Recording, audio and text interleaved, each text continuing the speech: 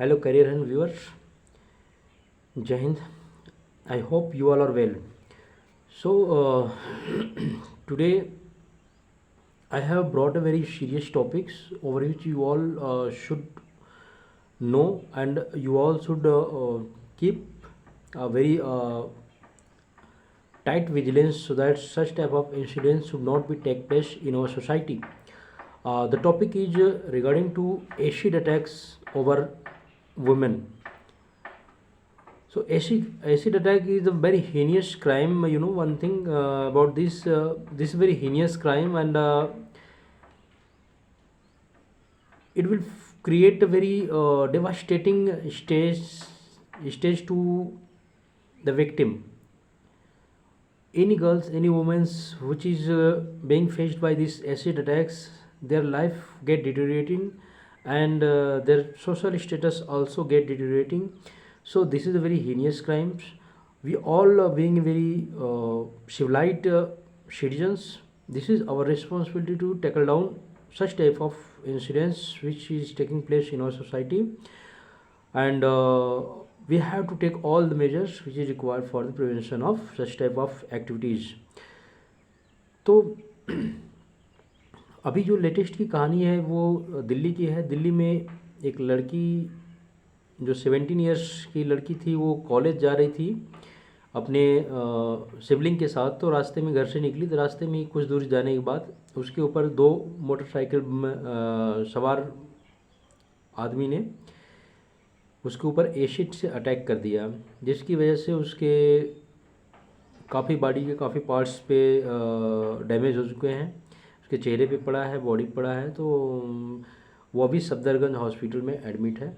So this is a very serious crime against the vulnerable section of our society like children and women.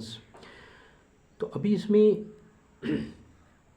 ये जो चीज़ें हो रही हैं, इससे क्या होता है कि जो हमारी जेंडर इक्वालिटी है उसके ऊपर बहुत बड़ा इफेक्ट पड़ सकता है. इन सब घटनाओं को देख के ही हमारे समाज में माता पिता अपने बच्चों को स्कूल कॉलेज या घर से बाहर निकालना उचित नहीं समझते हैं. उन्हें एक कहीं ना कहीं डर अंदर बना रहता है कि यदि ऐसा करते हैं तो कहीं इसका इफ़ेक्ट ऐसा ना हो कि हमारे बच्चों के ऊपर उनके भविष्य के साथ कुछ खिलवाड़ हो जाए. तो इस वजह से वो ऐसा करने से डरते हैं, और ये एक बहुत बड़ा रीज़न होगा कि उनका एक्सपोजर रुक जाना, और उनका एक्सपोजर रुकने की वजह से क्या होगा कि उनका फ्यूचर का ग्रोथ रुक जाना. और जो जेंडर इक्वालिटी की बात हम वर्ल्ड लेवल पे कर रहे हैं उसमें कहीं ना कहीं बाधा क्रिएट होना, और जो HDI है उसमें बाधा क्रिएट होना, तो ह्यूमन डेवलपमेंट इंडेक्स. तो ये सारे फैक्टर्स यहाँ पे ऑटोमेटिक इंक्लूड हो जाते हैं यदि such type of incidents will take place in our society. तो हम सभी की जिम्मेदारी है कि ऐसी घटनाएं ना होए, इसके लिए सजग होएं. तो ये जो NCBR की जो नेशनल क्राइम रिपोर्ट ब्यूरो हमारी है, NCBR, जो NCBR है वो नेशनल क्राइम रिकॉर्ड ब्यूरो, उसकी डेटा के अनुसार जो इंडिया में देखा जाए तो सबसे ज़्यादा दो स्टेट्स है जहाँ पे नियर अबाउट 50% एसिड अटैक की घटनाएं होती हैं. वो है पहला वेस्ट बंगाल, दूसरा उत्तर प्रदेश है. So this is very shameful things that the people of these two states is taking much more steps in this particular category. So this is very shameful, you can say, for the people doing like that. फिर उसके बाद ये जो NCRB की data है वो एक चीज़ और बताती है कि जो इसमें कन्विक्शन रेट्स होता है और उसका जो चार्जशीट दायर हुए है उसका क्या रेशियो रहा है. तो वो भी हम बता देते हैं आपको कि जो चार्जशीटिंग और कन्विक्शन, चार्जशीट का मतलब कि पुलिस ने जो है चार्जशीट दायर किया कोर्ट में, और कन्विक्शन का मतलब होता है कोर्ट का डिसीजन, कोर्ट ने जो फाइनल जजमेंट दे दिया उसको कन्विक्शन बोलते हैं. तो जो 2019 में डेटा बता रहा है, 2019 में नियर अबाउट 83% चार्जशीट दायर हुए थे ऐसे केसेस के अगेंस्ट में, जिसमें से कि 54% केसेस में जो एक्यूज थे उनको पनिशमेंट मिला है. फिर उसके बाद 2020 में जो है नियर अबाउट 86% लोगों का चार्जशीट तैयार हुआ था और उसमें 72% लोगों को कन्विक्शन हुआ था, मतलब 72% लोगों को पनिशमेंट मिला था। एंड 2021 में नियर अबाउट 89% लोगों के खिलाफ चार्जशीट दायर हुए थे इस केस में, और उसमें से ओनली 20% लोगों को कन्विक्शन हुआ, मतलब उनको पनिशमेंट मिला। बाकी remaining someone is still under the trial and someone has been just escaped from this and someone have been released by the court, जो भी केसेस हो। तो एनसीआरबी की डेटा बता रही है अभी हमारे देश में जो एसिड है, एसिड के ऊपर क्या लॉ है, तो ये इसका हम प्रोविज़न देख लेते हैं। तो एक्चुअली 2013 से पहले एसिड अटैक्स के ऊपर कोई स्पेशल लॉ नहीं था, ये जनरल क्राइम्स के अंदर में आते थे। अपना जो आईपीसीज के सेक्शंस होते हैं उसी के जो जनरल क्राइम्स के सेक्शंस होते हैं, attempt to murder, attempt to do anything any harmful activities against the human beings etcetera, तो ये जो उसी के अंदर में आता था अभी तक 2013 तक। 2013 में जो हमारी आईपीसी है उसमें एक अमेंडमेंट किया गया और अमेंडमेंट करके जो सेक्शन 326 है उसमें एक आर्टिकल अल्फ़ा जोड़ दिया गया। तो सेक्शन 326 अल्फ़ा के थ्रू अभी एसिड अटैक्स के ऊपर स्पेशल एक प्रोविजंस हो गया कि इसमें क्या पनिशमेंट होना चाहिए, ये फिक्स किया गया है। तो जो ये 326 अल्फ़ा है इसके अकॉर्डिंग जो है कि मिनिमम एसिड अटैक का जो एक्यूज है वो कन्विक्ट हो जाता है कोर्ट के द्वारा, तो उसको कम से कम 10 साल की सज़ा मिलेगी, ज़्यादा से ज़्यादा उसको लाइफ टर्म्स मिल सकता है, उम्र कैद की सज़ा हो सकती है। So this is a very general conditions which have been fixed under the section 326 alpha of the IPC 1860। तो इसके थ्रू इसको फिक्स किया गया है। एक तो ये है, फिर उसके बाद और भी कुछ प्रोसीजर्स हैं इसमें कि जैसे अभी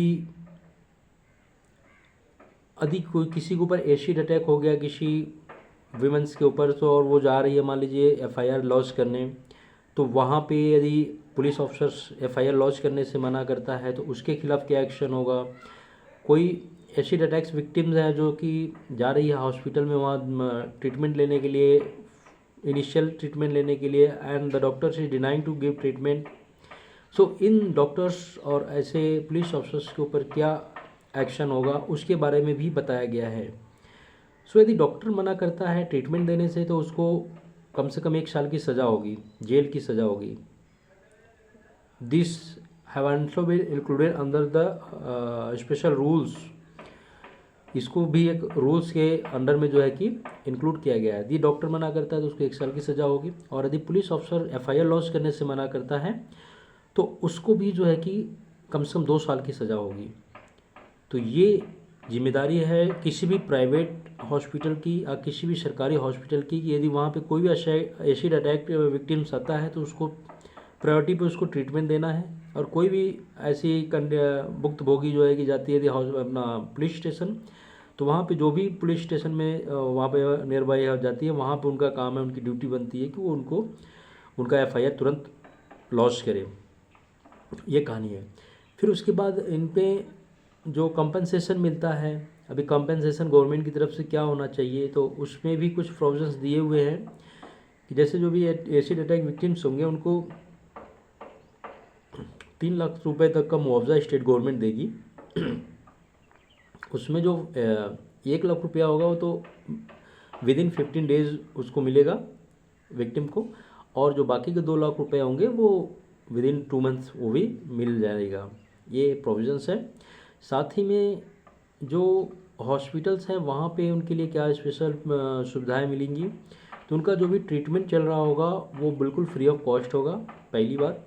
और दूसरी बात की उनकी प्लास्टिक सर्जरी वगैरह करने के लिए उनका जो भी बॉडी के पार्ट्स जो भी डैमेज हुए हैं उसका प्लास्टिक सर्जरी के द्वारा उसको ठीक करने के लिए जो भी देश के सरकारी हॉस्पिटल होंगे, जो टॉप लेवल के सरकारी हॉस्पिटल होंगे, वहाँ पे 1 या 2 बेड हमेशा के लिए रिज़र्व रहेगा ऐसे विक्टिम के लिए, ताकि जो है कि जब भी कोई ऐसा विक्टिम हो उसको तुरंत बेड अवेलेबल हो जाए उस हॉस्पिटल के अंदर और उसका जो है कि प्रॉपर ट्रीटमेंट टाइम से हो सके।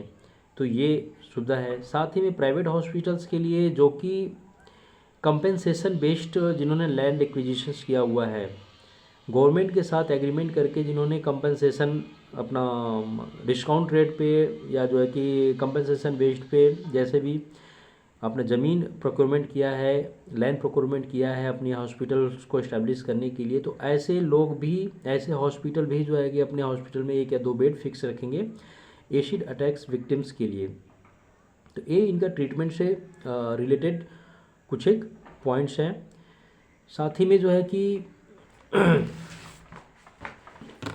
अभी देखिए जो एसिड अटैक्स होता है ये किसी भी औरत के साइकोलॉजी और you can say physical and psychological दोनों तरफ, दोनों ही पॉइंट्स पे अटैक करता है।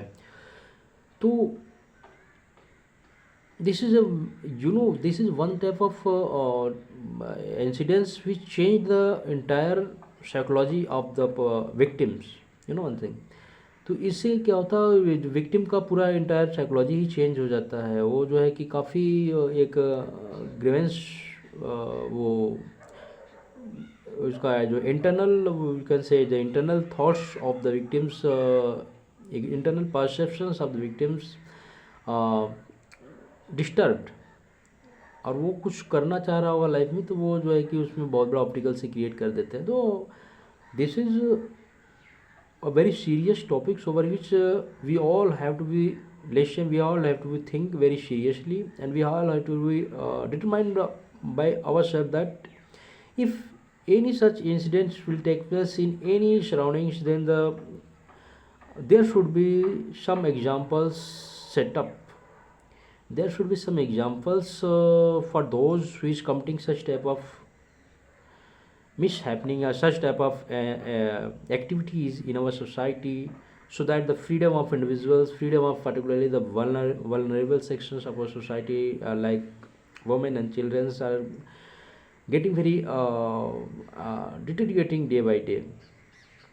So we have to ensure it, everyone have to ensure it about it, so that this is the basic principle, this is the fundamental rights of any individuals, any citizen of a country to survive their life according to their own way. These rights have been given by the constitution to every citizens of the country. So this is again the responsibility of every citizen of the country to ensure that the freedom of anybody should not be trapped by the any person, any wrong, yeah, you can say the bad notions persons. It's have to be ensured by everyone, and of course along with citizens, this is the responsibility of the doctors, police officers, and all the stakeholders which is here in this particular case, to take up the case with very seriously and with very initiative way, so that they can set up very good examples by punishing those who is committing the mistakes, committing the incidents like this. So ये सब चीज़ जब society में होगी, हर कोई जागरूक बनेगा, हर तबका जागरूक बनेगा, तो जाके ऐसी चीज़ें ना हो पाए, ये इंश्योर हो पाएंगी। और इसी के द्वारा फिर हम एक ऐसे माहौल, एक ऐसी डेमोक्रेटिक कंट्री की सपना या बात कर सकते हैं, जहाँ पे कि हर कोई एक खुली वातावरण में अपने इच्छा के अनुसार अपनी ज़िंदगी जी सकेगा, जो कि सबके लिए बराबर है, सबके लिए समान है, और सबकी अपनी ज़िंदगी अपने हिसाब से जीने के लिए जो यहाँ पे इंडिया के अंदर स्वतंत्र है, वो उसको मिलना चाहिए। तो यही था आज का टॉपिक। आप लोग इसको इंश्योर करें, इसको एनालिसिस करें। This topic is specially for the IAS civil services aspirants, because this is one topic which have been included in your GS paper. So if you will go through the syllabus, you will find there are the vulnerable section of our society in GS3.